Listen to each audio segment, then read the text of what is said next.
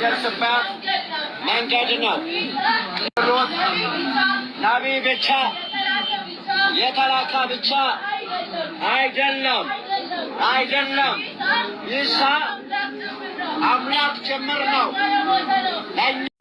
ጴንጤ ሲጨንቃት ኢየሱስ ነብይ ነው፣ ኢሳ ነብይ ነው ማለት ጀምራለች። አደባባይ ላይ ወጥታ ይህንን እንድታረግ ያስገድዳት የእስላም ጥንካሬ ነው። የእስላም ጥንካሬ በአደባባይ ላይ ኢየሱስን የሚያመልከው ማህበረሰብ ኢየሱስ ነብይ ነው እንድል አስገድዶታል። አልሐምዱሊላህ ረብል ዓለሚን።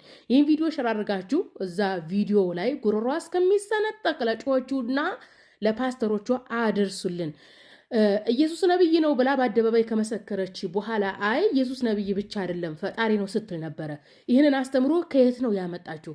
መጽሐፍ ቅዱስ ላይ ኢየሱስ ክርስቶስ ነብይ ብቻ ሳይሆን ፈጣሪ ነው የሚል አስተምሮ የለም። የኢየሱስ ጓደኞቹ፣ ተከታዮቹ፣ ደቀ መዛሙርቶቹ፣ ሐዋርያቶቹ ኢየሱስን መምህራቸው እንደሆነ እንጂ የሚያምኑት ኢየሱስን ፈጣሪ ነው ብለው ለሰዎች አልሰበኩም። እነሱም አያምኑም።